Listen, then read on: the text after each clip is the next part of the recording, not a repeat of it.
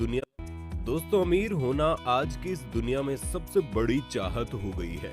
और जहां असली अमीरी की बात होती है तो एक नाम जिसके बिना अमीरी शब्द पूरा ही नहीं होता, वो है मुकेश अमीर अंबानी। एक ऐसे गुजराती जो लगातार 10 सालों से भारत के सबसे अमीर आदमी हैं और इसी डेफिनेशन में बदलाव करते हुए उन्होंने खुद को एशिया का सबसे अमीर इंसान बना लिया, जिसके लिए उन्होंने अली बाबा के जैक मा को पीछे छोड़ दिया है। एक बहुत ही साधारण से व्यक्तित्व वाले मुकेश अंबानी अपनी रिलायंस के साथ लगातार इस अमीरी के मुकाम को और ऊंचाई पर ले जाते जा रहे हैं। इसीलिए अब ये बात तो जहन में आती ही है कि आखिर मुकेश अंबानी ही क्यों, या आखिर मुकेश कैसे कमाते हैं इतने पैसे। आज की इस वीडियो में हम आपको यही बताएंगे। मुकेश अंबानी के पिता धीरू भाई अंबानी बचपन में भारत में पेट्रोल पंप पर पेट्रोल भरने का काम किया करते थे। फिर सन 1950 में जब उनकी उम्र केवल 18 साल की थी, तब वो यमन चले गए। वहाँ एक बंदरगाह में अपनी छोटी सी क्लर्क की नौकरी करने लगे। और जब धीरू भाई अंबानी को पता चला कि वहाँ के जो रियाल के सिक्के हैं उनमें चांदी लगा हुआ है, जिसकी कीमत उनके सिक्कों से ज्यादा है, तो उसके बाद धीरू भाई अंबानी उन सिक्कों को अधिक मात्रा में खरीदने लगे और अपने पास इकट्ठा करने लगे। धीरे धीरे रियाल जो वहाँ का सिक्का था वो गायब होने लगा और उन्होंने उन सिक्कों से चांदी को गलाकर लाखों रुपए कमाए। और फिर बाद में वही यमन में सन 1957 में मुकेश अंबानी का जन्म हुआ। तब इनका परिवार इतना अमीर नहीं हुआ करता था और तब ये अपने परिवार के साथ 2 रूम के घर में रहा करते थे। इनके पिता अपना बिजनेस करना चाहते थे, इसलिए ये यमन छोड़कर 1958 में भारत वापस लौट आए। भारत आकर धीरू भाई अंबानी ने कपड़े और मसाले का बिजनेस शुरू किया। शुरुआत में धीरू भाई ने कपड़े के प्रोडक्शन से शुरू किया और उस धागे की सप्लाई करने लगे जिसके कपड़े बनाने वाली कंपनी को जरूरत होती थी। इसके बाद में धीरू भाई ने खुद ही कपड़े बनाना शुरू कर दिया और 1966 में उन्होंने अपनी पहली फैक्ट्री शुरू की और कंपनी का नाम रखा विमल। धीरू भाई की कंपनी सफल रही और विमल एक बहुत बड़ा ब्रांड बन गया।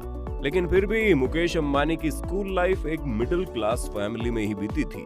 उनके पिता का बिजनेस तो अच्छा चल रहा था, लेकिन तब वो इतने बड़े बिजनेसमैन नहीं बन पाए थे। मुकेश अंबानी ने अपने भाई और आनंद जैन के साथ मुंबई के पैडर रोड स्थित हिल ग्रेंज हाई स्कूल में पढ़ाई की, जो बाद में उनके करीबी सहयोगी बन गए। अपने स्कूली शिक्षा के बाद उन्होंने मुंबई के सेंट जेवियर्स कॉलेज में पढ़ाई की।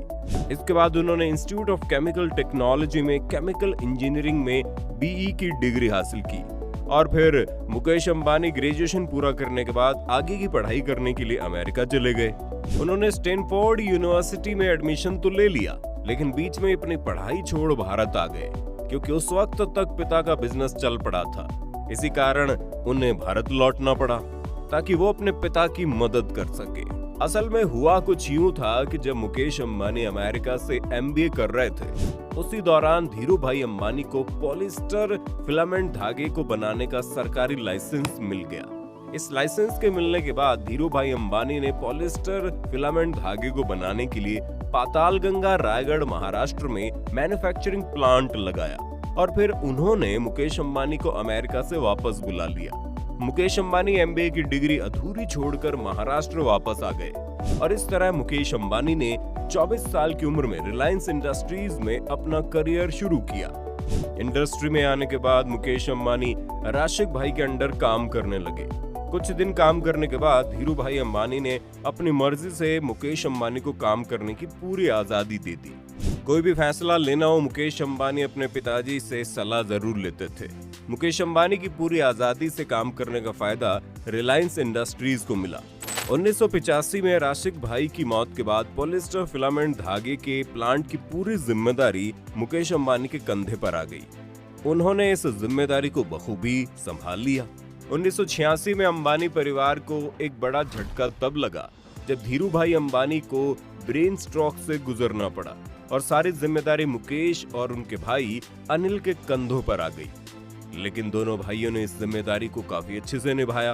ब्रेन स्ट्रोक के बाद धीरू भाई अंबानी बच तो गए, लेकिन उनके दाएं हाथ ने काम करना बंद कर दिया और उसके बाद मुकेश अंबानी अपने पिता के दाएं हाथ बन गए।